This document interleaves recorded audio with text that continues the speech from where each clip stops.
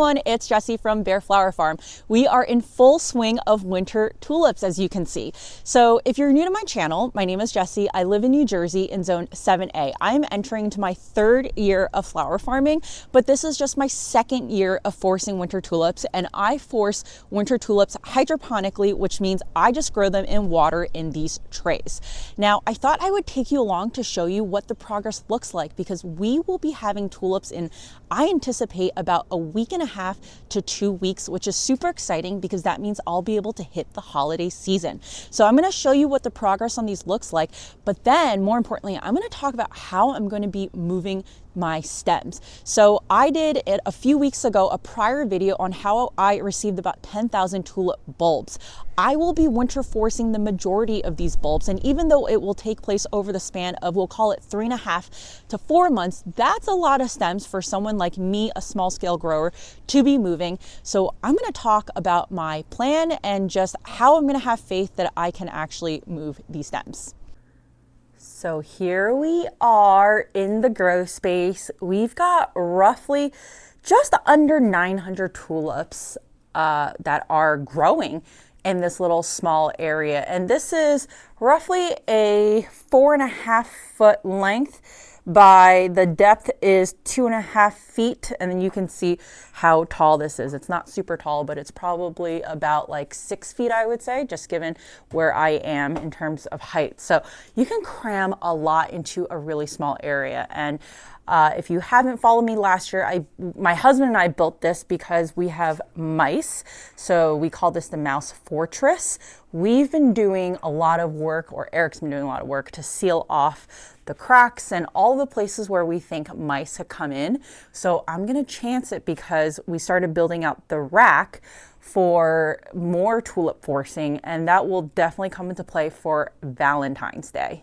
Let's talk a little bit about just basics of winter forcing. Now, I took the tulip workshop, so for anyone who wants to do this seriously and at a relatively, I would say, bigger scale, definitely take the workshop, because winter forcing tulips is not something that you like experiment with, in the sense that bulbs are really expensive, and I think that there's an opportunity cost to wasting the time to experiment if you like, versus just investing the money and really making that money back in year one. So last year I broke even taking into consideration the cost of the workshop, which I believe is like $1,500 or maybe $1,600, something in that ballpark. So it's not cheap, but I did make it back in the sense that my tulips that sold were profitable enough to make back the cost of that workshop. And so obviously now in year 2, I don't have to factor that cost in.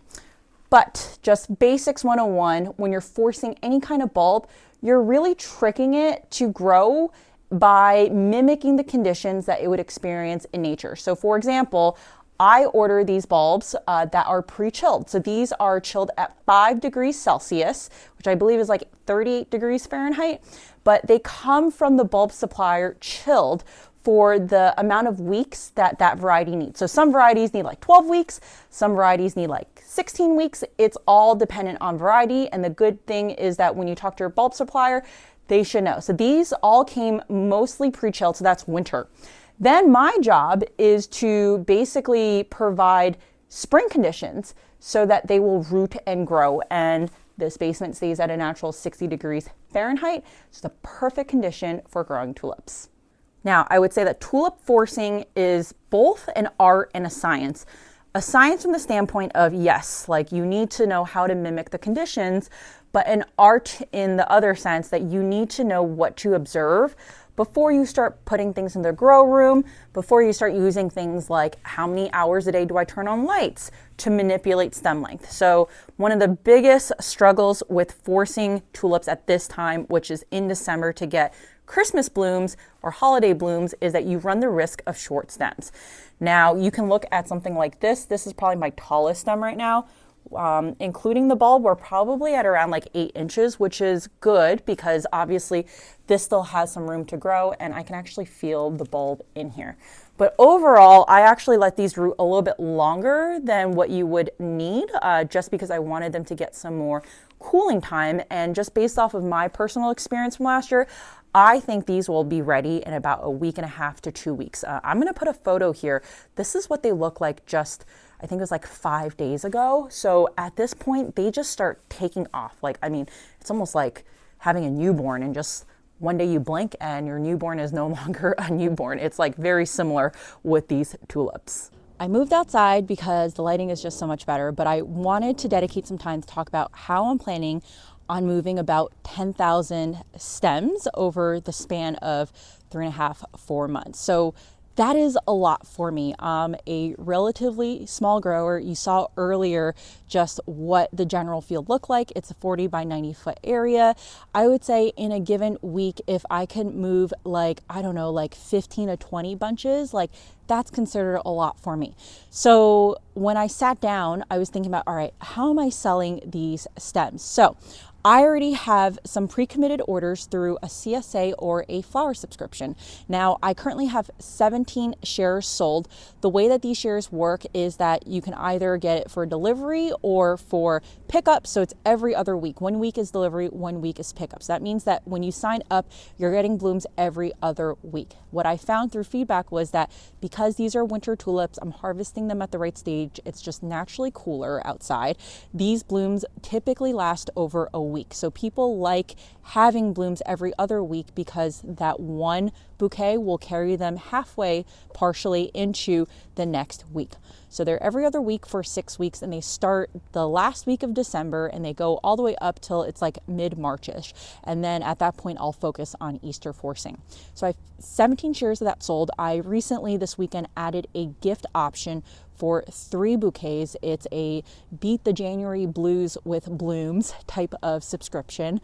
So I have one order placed and a question from someone else who wants to place an order.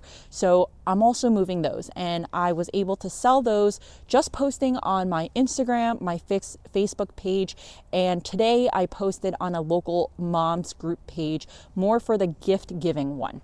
So basically, I've been able to move enough stems that actually pays for about 60% of my bulbs, which is really, really nice. So just through the flower subscriptions alone, I'm paying for over half of the cost of the bulbs.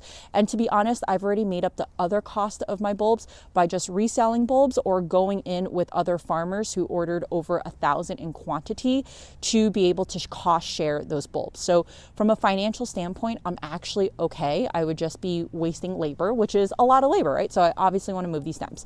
So then I said to myself, okay, how many CSA shares would I need to sell in order to move all 10,000 stems? And the number became absolutely unrealistic. I think it was like over 100 shares. So with a full-time job, a basically baby that is becoming a toddler, it's just not going to happen. My other option was to sell to the designers who typically buy from me at my co-op. The problem is I would be the only grower selling, so there's almost less incentive for these buyers to come meet me because I'm just not providing enough volume and variety for all of their needs. And I am the most northern grower at my co-op, which means that everyone has to drive a bit. I'd probably have to meet them a bit halfway. They have to drive a long way. So it just didn't make sense. Now, I don't know what I was listening to, but there was like some advice being given, and it kind of just occurred to me. I'm like, why am I not leaning into my experience and my strength? And that is shipping. So I've been running a side hustle soap company. I actually tried to wind it down last year. I got a lot of requests to bring back my shampoo bar, which is like my favorite product. So it's now just one SKU. But for years, I was operating an e-commerce company and selling packages across the US. My top states were California and Texas. And it just, over time, it felt a little bit weird trying to be a sustainable first company, but shipping all of these packages to California and Texas. And look, I sell bar soap, I sell bar shampoo. I would argue that the bar shampoo is hard to find at a quality and reasonable price that I sell at, but bar soap, there's good bar soap in California and Texas and all around the United States. You don't need to buy from me in New Jersey to get it to you in a different state. So I ended up wanting to have a more local product. And that's part of the reason why I started growing flowers. So to then go do a 180 on that and say, hey, I'm actually going to ship local flowers, felt a little bit off to me. But I did the research and I actually took a shipping course. So what that shipping course really did for me was, one, it gave me more information on what made sense in terms of geographically to ship, and two, could it work from a cost economics perspective? And you're probably asking yourself, why the heck did you take a shipping course if your strength and experience is in shipping? Well, let me tell you something. Shipping non-perishable stuff is very different than shipping fresh flowers, which is obviously very perishable. So the cost of the course was like $175. I got like a discount, so it came out to like just $147, I want to say, for me. And because flowers are, one, already an expensive product, and two, the shipping would also be expensive, I wanted to be very confident that my blooms would arrive in tip-top shape for that end consumer, because it just takes one order to screw up for you to be like, why didn't I just pay $145 for that shipping course? And I would say for someone with a lot of experience in shipping, that shipping course was fantastic. It was run by Linda from Little Farmhouse Flowers. I joke because at this point I'm just a walking advertisement for her, but she puts out really, really good stuff. And I would say that even as someone who had that experience, I learned a lot. So one of the things I did at the suggestion of that course was I signed up for Cal Shipping. Now, for those of you who don't know, Cal Shipping is a shipping cooperative that operates out of California, and it provides highly discounted rates to people who want to ship flowers. You could also be shipping things like bulbs or whatever else. Once you have an account, you can really ship whatever, but it's really primarily intended for people who want to ship overnight blooms from point A to point B in the United States. And I would say that shipping discount now goes from something like $90 overnight to like $30 overnight, which is really significant. And so if I focus particularly on just my geographical region, so we're talking about New Jersey, New York, Delaware, like Western Pennsylvania, Connecticut, the cost now becomes very reasonable. Like I could ship 4 to 6 bouquets for around $20 overnight, and then still basically make it work for me cost-wise and even for the person who is purchasing. And then the cherry on top is that when I started looking at what the logistics would look like, I realized that for a lot of these destinations, the package would never even need to go on a plane. So I live about 40 minutes from Newark Airport, which is a hub, a distribution center. So the package would go on a truck to Newark, where it would then be redistributed. So if it goes to the city, then it would hop on another truck to the city. So that is so much better than what happens now, which would be I have designers and florists from New York City who do come to our co-op. They drive over an hour each way. They're paying for gas, for toll. There's obviously carbon footprint of that.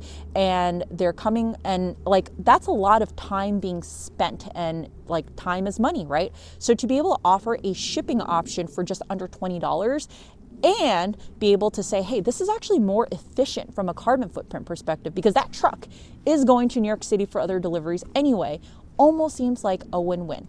So I basically got to this point where I was like, I think I can really make this work. And I think with Valentine's Day and just the lack of supply, local supply for Valentine's Day flowers, I could potentially move a majority of these stems. And I think that this is a really good example of really like reflecting and saying, hey, is it better to do something that is not fully 100% aligned with your vision? So in this case, being like totally local and sustainable and offering just blooms to my community, or is it like that would be what really, really great looks like. And I would love to get that state, but right now I'm not there. So is the alternative of offering American grown and relatively locally grown compared to the other options you would have still a better alternative than not offering anything at all? And my answer to that is yes, because all of these Valentine's Day flowers are coming from South America, they're coming from Africa, from Europe. So it is still definitely a lot more local to be able to offer this kind of option. Now, another thing to note is that if you are a grower who is trying to offer some sort of winter option for your customers, or you're a designer, I will be selling these blooms. So it's not just for my co-op designers. I will have a website. If you're interested, I have a link below where you can fill out your information. This will be what we call a gated portal. So I will grant you access to the wholesale portal on my website.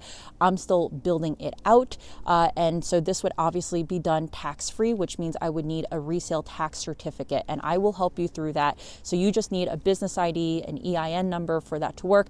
The premise of this is to say that you are not paying tax because you are going to be selling it to an end consumer who is going to pay tax. Because if I charge you tax and then you charge your customer tax, now we're double dipping in terms of paying sales tax. So this is just a document that says that you are going to resell to an end consumer and you're going to remit that tax back to the state. Again, it sounds a lot more complicated than it really is, but it's not, and I will help you through it if you have questions. So link is below if you are interested. I'm going to try to keep these prices reasonable because now obviously there's a price of shipping, which I know if you order flowers from anywhere, you would have to pay from shipping anyway, but I want to keep them, like, I can't promise this, but I'm looking at the range of $1.65 to $1.95 per stem, depending on what kind of tulip it is. And just for reference, my CSA bouquets are priced at $20. They are going to have basically 8 to 10 stems. So I am reselling my bouquets to my I am selling my bouquets per stem at a $2.50 price. And that is what I call a good value for my CSA customers for Valentine's Day.